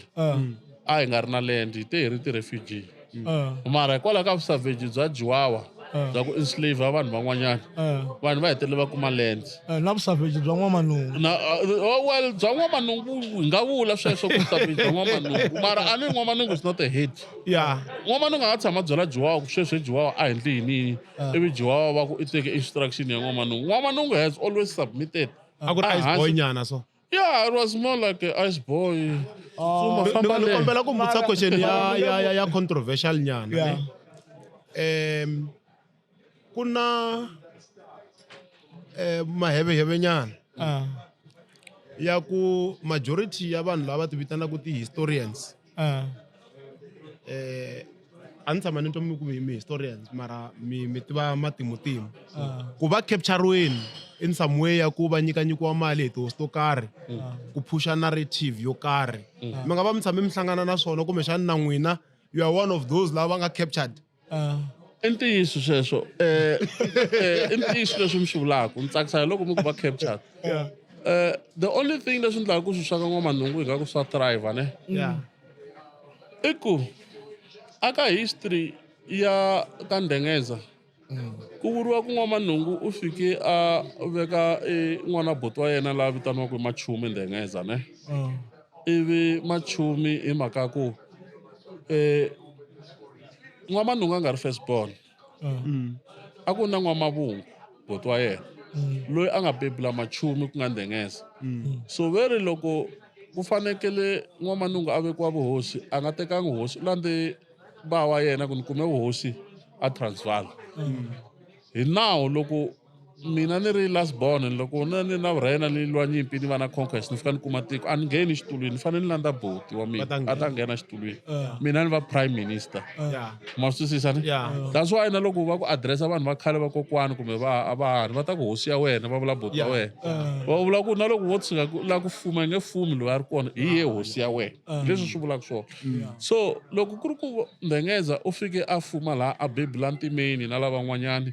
ivi na bebula Magezi leswaku Ndengeza Machumi fika bebula Magezi a bebula Ngece a bebula lavan'wana lava nga ta tihosi leti nga kona ku ya fika ka va Lucas na va Thapelo ku ta haleni but swi clear ngopfu ka Sweya ku hosi bya ka Sweya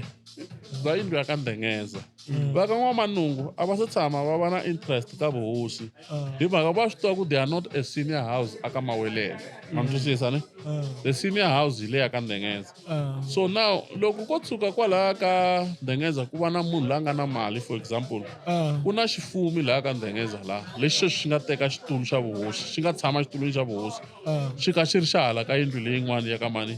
ya ka Maboko ya ka N'wamanungu xifumu lexiya xi na vutshila byin'wana byi kulukumba ngopfu hi ku sweswo ni vulavulaka sweswi lava n'wana ka ti-historian van'wana va xaveriwa tibenze van'wana mani va ni mentela nte yini la te hi Uber ne yeah komba ku a ni xaviwanga yeah a ni xaviwanga na sent a ni nyikiwanga a mi weli ka lava nga a ni weli ka lava nga capture vanhu lava va nga xaviwa principal va kona van'wani va endleriwe na tikhampani ta ti-Wi-Fi va nyikiwa ti-15 million ta ku ya sungula swilo sweswo 15 million ma ni mi kombisa ku swilo swa ka N'wamanungu is a project phase 1 a ku ri ku cinca damu leriya ku ri vitaniwa N'wamanungu ku mi ta swi tiva ku na N'wamanungu hi ku aka history tibuku ku hala ya nga tshama history hi ku N'wamanungu na king N'wamanungu ku sungula ku va na king hikuva ku ri na millionaire laha mutini wa ka Maboko wa ka Sweya wa ka N'wamanungu so swi vula ku na mutsepe na i fanele hi mhaka ku na mali yo tala a ku se hi ye king ya Vatswana na that is the question vanhu vo tala va nyikiwe timali mina mo ni vula ku ka tihosi ta Vatsonga I was the first person ku vulavula hi N'wamanungu so mi na le ka beneficiary Facebook So I'm not a beneficiary mina ni ze ni taskiwa ku ni va endlela research va ka N'wamanungu loko ni endla research ya mina ni yi na Wits University ni ya ka National Archives leswi ni nga fika ni kuma swona ni fika ni kuma ku N'wamanungu loyi yes a famba na Juwawa as a bodyguard ya Juwawa a right hand man ya Juwawa Albasini mara yena hi vuyena a nga zanga tiyimela hi yexe la a nga fika a defy milawu ya Juwawa kumbe milawu ya munhu un'wana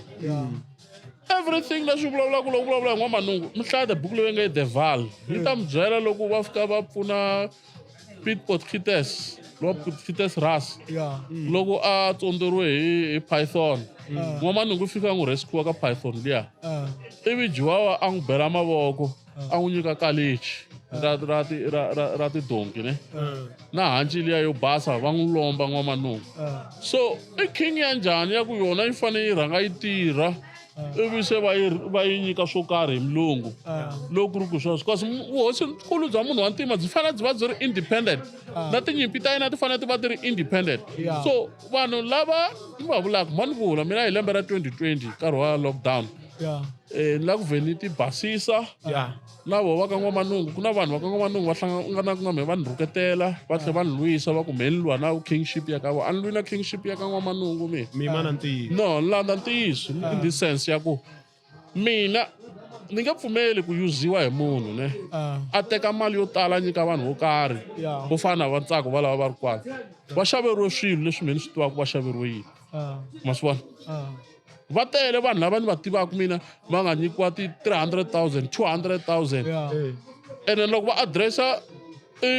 owners whoever i hosinkulu hinkwavo vanhu lava ti-beneficiaries leti ta system leyi already they are saying is a hosinkulu mara my question i ku hosinkulu njhani va nga tshama ka commission hikuva a nga yangi ka commission kulukumba luya me leswi ni swi tivaka i ku hi 2020 va tsale papila va ka n'wanungu va yisa ka presidency va ku va lava ku na imminent kingdom ya ka vona leyi va lavaka ku va yi pushiwa mara ti-times of reference leti va nga ti kuma ka president i ku hi fanele vulavula hi vuhosi leswi swi nga tekiwa before 1927 ma swi vona se mara n'wina leswi mi swi vekisaka swona ku mi va mi kha mi lwisana na timhaka ta swa vuhosi hi ku ya hi n'wina mi yima na ntiyiso principal kuma ku basa laha ku lwisana rito lwisana ni swi twisisi ku ri ta hi kwihi a ri fiti character ya mina ya hi nga vulavuli hi ku lwisana hi ngo vula hi timhaka ta ku kanetana hi ku mi le ku kaneteni sweswi ku ri n'wamanungu i hosi ene n'wamanungu hi ku ya hi lavaya va kanete ku i hosinkulu va kaneta ku i hosikulu se mi kaneta ku i hosikulu ku nga vangina ku tlulana minenge ka n'wina kwala ku fambeni ku n'wina leswi mi ngo van'wani va endleriwa a mi endleriwangi se n'wina mi kanetana na vona hi timhaka ta ku ri a mi endleriwangi swo fana na sweswo hi ku miri mi yima na ntiyiso ene loko mi ku mi yima na ntiyiso ma alana na timhaka ta ku ri n'wamanungu a nga va ka xitandati xo ringana na mulungu hi nkarhi walowa wa khale ene swa endleka hi ku loko mu languta mi ta hi laha mi ta ku hi kona ne mi swi vonaka kahleni ku ri n'wamanungu loko a za a teka milungu swa ha kala ku u teka milungu swi kombisaka kahleni ku a ringana na valungu ma vona mhaka kona why if yo cancel hi girlfriend kumbexani u dlaye python yin'wana a cancel hi girlfriend ke swo love ngo ku hlamula leswi swo love ngo ku hlamula leswi principal va swi vulaka vuhosinkulu a byi sindzisiwi i mintirho ya munhu kumbe e warrior leyi nga ta endla ku a va hosinkulu ni twa mi kombisa mhaka ku endleriwa swo karhi kumbe van'wana me ni nga endleriwanga mina a ni se tshama ni ya ka va ka n'wamanungu ni fika ni lava ku va ni nyika mali ku ni famba ni hemba ku fana leswi van'wana va swi endlaka that is why ni ku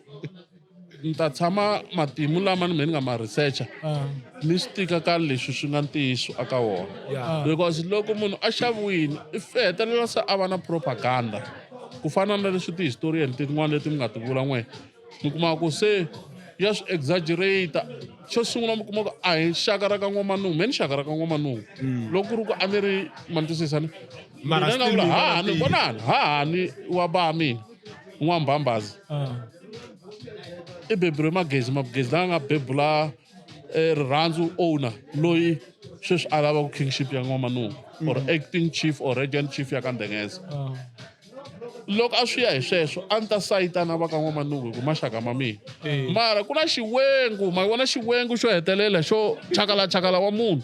a ngo ta fika a gandzeriwa mali se a sungula tipropaganda a vulavula na swilo swo ka swi nga khomani mi kuma ku munhu a fika a vulavula ku n'wamanungu phela i India n'wamanungu i hosinkulu hi mhaka ya 1 2 3 n'wamanungu a hi king a ku ri warrior matwisisa a hi hambanyiseni a warrior does not mean you are a king. Yeah. Swa endleka i va a warrior ya king yo karhi. Jiwawa xo sungula was not even interested ka swilo swa vuhosi ka rixaka leri ra Vatsonga. Yeah. His focus was trade. And what was he trading in? Elephant ivory na venison. Venison i nyama ya swiharhi. Yeah. Masisisane. That was his trade. Yeah. At one stage, Jiwawa ibe a khomiwa ku trader in slaves. Yeah. Mantusisane. Yeah. N'wamani walolo wa fana va nkhoma. A ku ma mina ni rhume Jiwawa. So i king sweswo na. Ani imali loko question twa let me expand. Maravastad. Jele ya Pretoria ya Transvaal a yi ri Maravastad. Yeah. Laha va nge le Belle Ombre. Manitwa ne? Yeah. Belle Ombre. Va fambe Pitori kha yi khoma vanhu lava va harasa mujaji i ya reporta ku u tekeriwe 400 wa tihomu hi vusavage bya mani bya Jiwawa a rhume N'wamanungu was just a tax collector. Yeah. N'wamanungu was a tax collector. How can a king yiva tax collector yi famba ya raider va mujaji hi yoxe? So let us Mani expand that question leya ya mina leya because the way mi nga yi hlamurisa swona swo endla nga ku i vuhosi bya ka Siweya ntsena lebyi byi nga tirhisa mali. Ene xivutiso xa mina a xi nga vuli vuhosi byo karhi. I ku allegation liya a yi point ka hosi yin'we. Ku ri ku na tihosi ta ku hambanahambana. Ti nyikaku vanhu mali. Ku va pusha a certain narrative. Ya ku vuhosi nkulu byi fanele byi ya ka side ring. Remember mi byele hi va ka Maluleke ku na vona va byi claimini ivi va fika va lwa hi misava vo chela misava vo chela na misava yo chela misava va hosi tlani so hi lava mi hlamula hi ndlela yaliya ku ri xana swa exista beyond swa ka N'wamanungu ku ri na tihosi tin'wani ti humesa ti-envelope ta ribungwe ku nyikanyika vanhu recently aka mabulu ya social media a ku vulavuriwa hi mhaka ya hosi Mabudu hosi Tembe loyi a nga le a Ngwavuma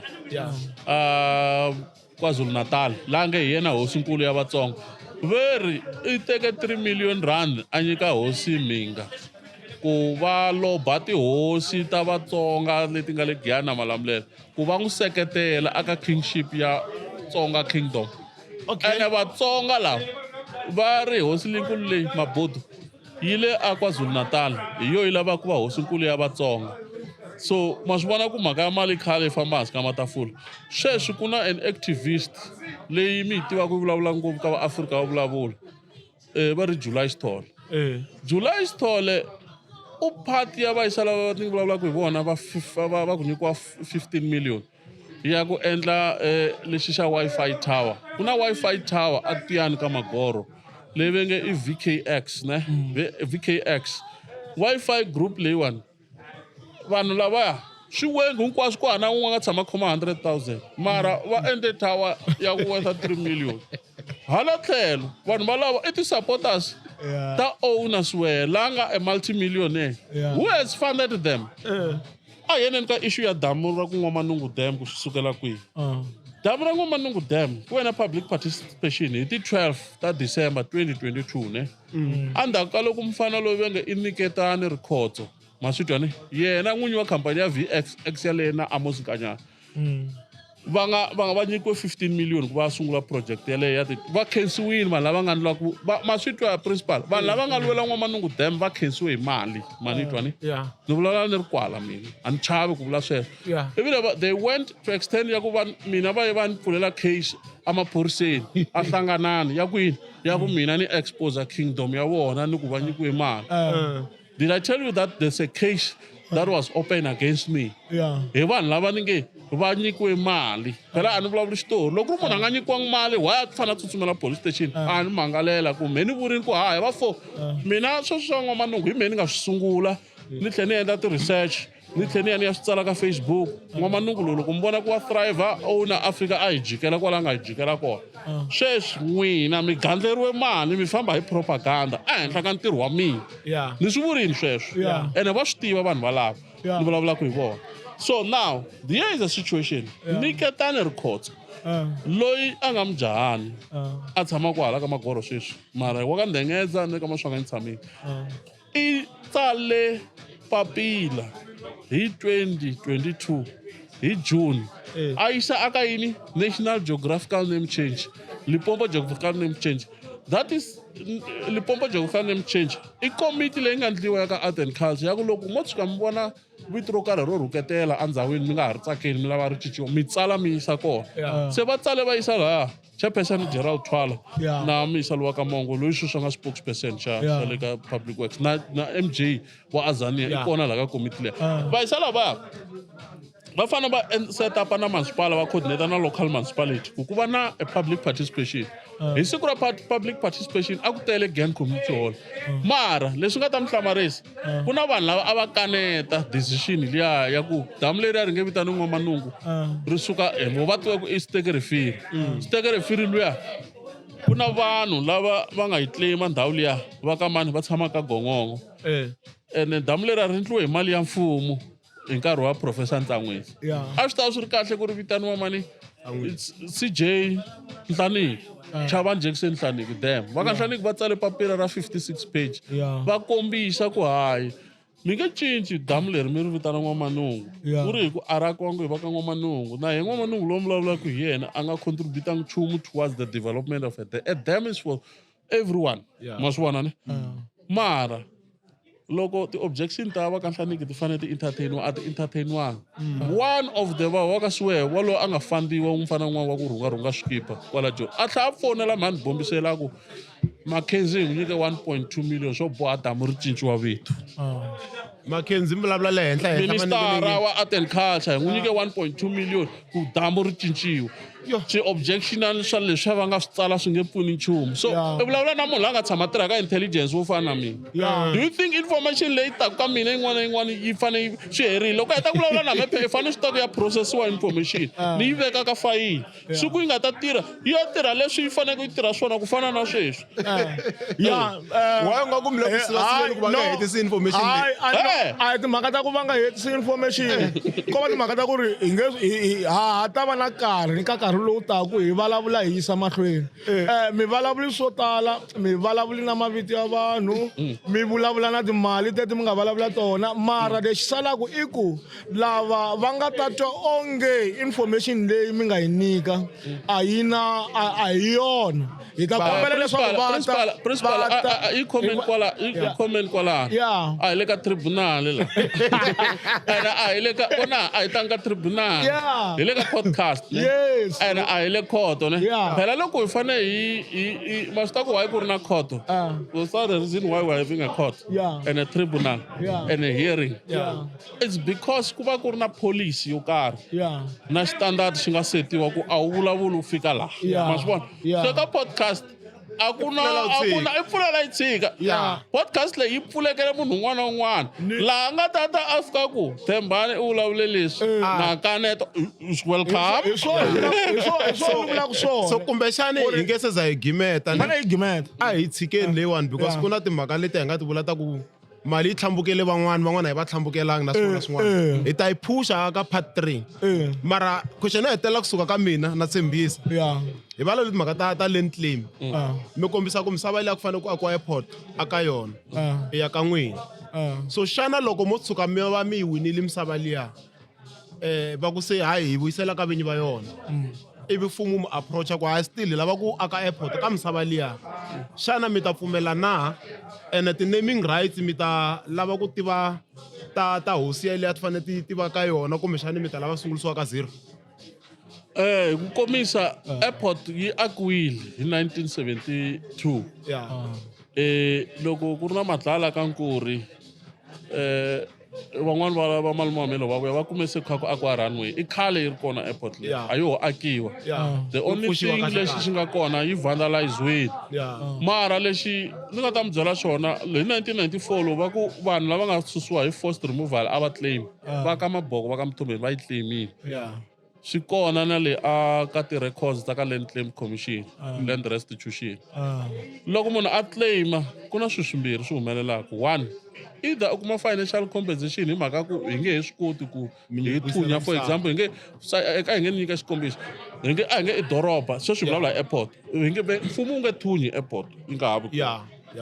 swi lava mi fanele mi nyikiwa yini financial contribution. Mara aka phase 2 ku nga va na ku va ku tlhelani mi ya occupy ndhawu liya n'we mi ta yi xavisa hi n'wexe. Mfumo wu humesa title deed wu mi nyika ku hayi se restitution mi vuyisele misava n'we hi leyi title deed leyi va ku yi ri CPA, Communal Property Act, ma vona ne. So kwalani va ka Maboko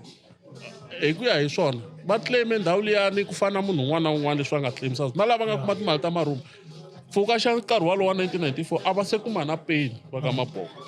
va lova vana va Maboko, vatukulu vana va Maboko yo sala 3 ntsena, manitwani yo sala 3 lava hanyaka, vana va vona na vatukulu van'wana va le ku loveni. So ndhawu liya lexi xi nga kona hi lexi va ka Maboko a va against development ya mfumo hikuva va swi tiva ku na masirha ma vona laha. Lexi xi nga problem i hosi leyi nga fika yi endla vusopfa ehenhla ka claim liya, hi ku hosi yi fika yi ku yo yi lava ku aka tribal ku ri ku yi nga recognize-wanga as a chief hi mfumo, yi kha yi ri ndhuna ya ka Ngoma, yi tlhela yi ku yi lava ku aka tliliniki which something ku nga ntirho wa ward councilor ku a tsala yisa ka province na le ka district na local municipality. Development yaleyo a yi concern mali ya lava va nga claim. Ti-claimants ta ka Maboko va lava mali ku compensatiwa or va vuyiseriwa ndhawu ya vona. Loko va tshuka va vuyiseriwe ndhawu ya vona, then any private investor la nga va approachaka, they will be open. Va vula ku okay, I'm offering you 60 million, I'm offering you 100 million. Mara hosi so far yi interfere ngopfu ka swilo swa land claim ku ri ku yona rhumbi ra ka vona ko va ndhawu yin'wana ko tlela tidonka ku na nchumu, a yi na mali ndhawu ya rhumbi ra ka Chief Siyandhani leswi mi le mudleveni le hansi le a ku na nchumu. So mara i jelezele va ka Maboko ku va nga kumi mali na lavan'wana hikuva a fika a pfalapfala. So in short, the naming rights a ku na Siyandhani Airport or FW Siyandhani a swi hanyi sweswo, YF whatever leswi ku va ku lorha leswiya munhu a kha a lo tshama a xitulwini. Lexi nga kona i ku a Pitori na le Polokwane va swi tiva ku land claim yi ve kona, mara ku na problem ya ku a yi hakeriwanga. We've been following up, we are following up. Sweswi ku selenyana 3 weeks ni va yisa court vakulukumba lava a foxa. King Damba swa tsakisa swinene ku va na n'wina minkarhi hinkwayo. Hi ri na ku tshemba leswaku hi ta tlhela hi hlangana nakambe laha hi nga ta yisa ti-segment tin'wana emahlweni. Vutivi bya n'wina ha byi khensa, vutlhari bya n'wina na byona ha byi khensa swinene. Ku na van'wana lava vulaka ku ri hambi vo mi yingisela 5 hours a va nga ta va na xiphiqo ko va ku karhi wona a hi na wona, mara hi ri na ku tshemba leswaku leswi mi swi vulavulaka mi swi vulavula ku ri leswi mi nga na vutivi eka swona, kambe ku na vanhu lava na vona hi nga ta va pfulela hi ku tanihiloko mi hlamusela leswaku podcast i conversation hi laha hi vulavulaka vanhu va vulavulaka leswi va tivaka swona. Se ku na van'wani lava hi nga ta va rhamba loko va vuhosi byo hambanahambana va twa onge va lava ku tala studio ku hi ta vulavula na vona, hi ku leswi swi endla leswaku hi aka rixaka, hi kota ku va na ku hi nyika rixaka vutivi na vutlhari lebyi va faneleke va byi kuma. Se ha khensa swinene ku va na n'wina hi ri ya timhaka ta vanhu va vuhosi ku nga vi ku ri timhaka ta ku reacta ntsena, na van'wana lava lavaka ku pfuniwa hi timhaka ta ku claima timhaka ta vuhosi na swin'wana na swin'wana va nga hi tshinelela na swin'wana va ta va ta paluxa swilo ni kombela ku kombisa ku ni president wa NGO leyi vitaniwaka Kindlemuka Heritage Foundation. A ndzi tshama vulavula yona. Kindlemuka Heritage Foundation is an NGO leyi langutaka mhaka ya culture, ririmi, vuhosi na swilo leswi hinkwaswo. Hi tsale papila sweswi hi yisa ka premier wa Limpopo, premier Popi Ramathuba, hi kombisa ku ve na ti-commission tinharhu ti nga collapsa. Ya Ralushayi 1998 yi nga collapsa, Hlapo Commission hi 2002 to 2004, sweswi ku va na Tolo Commission leyi yi rhangela hi Regina Khatla ya 2016. Ti-commission leti hinkwato a ti fikelelangi ku navela ka Vatsonga kumbe tihosi ta ka hina ta Vatsonga Machangani ku ve na ku nghenelela ngopfu ka tipolitiki ku fana na sweswi leyo hetelela commission leyi ya hatla commission ku ve na xirho xa palamende kumbe khale ka MEC tatana Maswanganyi lava nga fika va nghenelela ngopfu ka swa ka vuhosi bya ka Maswanganyi ku hetelela ku va na ku lwa xikarhi ka hosi Maswanganyi na hosi Nhlaniki hi mhaka ya ku ti teka na ndzeti ya Constitutional Court hi mhaka ya ku va ku nga na swihundla aka mafambiselo ya swilo van'wani tiripoti ta vona ti nga kumeki van'wani swi hetelela swi nga twisiseki ku xana aka commission xikoxo xa vona xi helele ku swi helela moyeni se hina as Khintumuka hi ta va hi kha hi teka mfumo loko swi endleka swi nga endleka hi teka mfumo wu yisa court ku hi lava ku pfuriwa commission leyi nga ta languta vuhosi without fear, favor or interference ya swa tipolitiki ku mi nge ma vona ku van'watipolitiki va na problem van'watipolitiki va na problem leyi ya ku loko a vona xilo ku xi ta n'wi benefita ku na opportunity ya ku u ta endla mali wa xi nghenelela ivi ku defeatiwa purpose ya leswi a ku lava ku fikeleriwa swona aka ti-commission a ku ri ku un'wana na un'wana u fa a ta koxa ni koxa vuhosi aka principal mi koxa vuhosi ka mina hikuva mi kuma ku mi tekeriwe vuhosi bya n'wina hi ndlela yo ka yi nga ri kahle kumbe xani swin'wana swi fambanga kahle se aka commission swi vula ku fanele ku va vanhu lava nga impartial lava va kotaka ku teka mahungu ivi premier hi ku tirhisana na Limpopo House of Traditional Leaders yi endla ti-recommendation aka premier ku a recognize hosi yo karhi mara swilo swo a swi le ku endlekeni hi mhaka kwini van'wani va tshika mitirho ya vona ya tipolitiki leyi va nga le ku feyileni va nga tsandzana hi premier se va nghenelela swilo swa vuhosi se ku va na mpfilimpfili vaakatiko va lwa hi mhaka swilo swi ka dlayaniwa hi mhaka ya swilo sweswo hina va Khintumuka hi ri hi lava ku lunghisa sweswo loko se hi nghena ka mhaka ta tipolitiki hi ta yi campaign mhaka leyi ya ku vuhosi a byi lunghisiwi hi mhaka ku loko u nga lunghisanga mhaka ya vuhosi ku nge vi na peace atikweni xo hetelela i ku kombisa mhaka ya ku ka swa vuhosinkulu vanhu loko ku ri ku impela history ya ka vona yi komba ku na hosinkulu a ku na need ya ku mi xava vanhu vo karhi va va against vanhu vo karhi se mi hi nyika xikombiso xa ku mi nge vi hosinkulu ya kahle ku hosinkulu ku fanele ku va munhu loyi a nga ta unita rixaka i nga vuli ku hela ku va hosinkulu hala tlhelo i fumela van'wani mali ku va ya rhuketela munhu wo karhi ivi hala tlhelo vanhu lava vulavulaka ntiyiso va hetelela va vanhu vo ka va nga ri kahle hi mhaka ya swilo swo fana na sweswo vuhosinkulu weda bya ka Ncumayo ni vurini ka Ncumayo ku vuhosi bya ka vona byi le Mozambique hale ka hina hale va kume ku ri na mapulani va ti tshama va ka Ncumayo loko va lave ku va tihosi South Africa va fikele loko va fika South Africa va lwa na mapulani va mahlula ivi va declariwa ti-king of Mpumalanga Bushbuckridge hinkwako laya na vona va ka N'wamanungu a va hi kombi tinyimpi ta vona leti va nga tilwa va fika va hlula va ka Mhinga kumbe va ka mani ku na loko Mhinga a fika a objecta hi swi twisisa ku i nga object wena hi nkarhi lowa ku fuma nkhavi Mhinga i hluriwile se mi nga ti-impose. That is why I'm saying people are imposing themselves simply because they've got money hi kombela mali ya n'wina mi yi tirhisa ku xava mi nga yi tirhisi ku xava vanhu loko mi xava vanhu swin'wana swi ta mi poyila swilo sweswo me ni xaveriwe vanhu ko tala ngopfu ku va ta ti-intimidate na le ka ti-WhatsApp group ni xaveriwe vanhu there's a lot of things loko no mi byela hi fayili ya vanhu lava nga tshama ni chaviseta van'wani va ni attack physical just because of speaking the truth and the history ene munhu ni open va ka N'wamanungu loko ku ri ku vanhu lava mehe ku tirha na mina I'm available mara va nga tirhisi vanhu ku va fumbela timali ku va ta lwa na mina ni ta vula ntiyiso hi lo and that is what I will do. No cancer swinene hi nge swi tsakeli ngopfu mi nga za mi hlamula kambe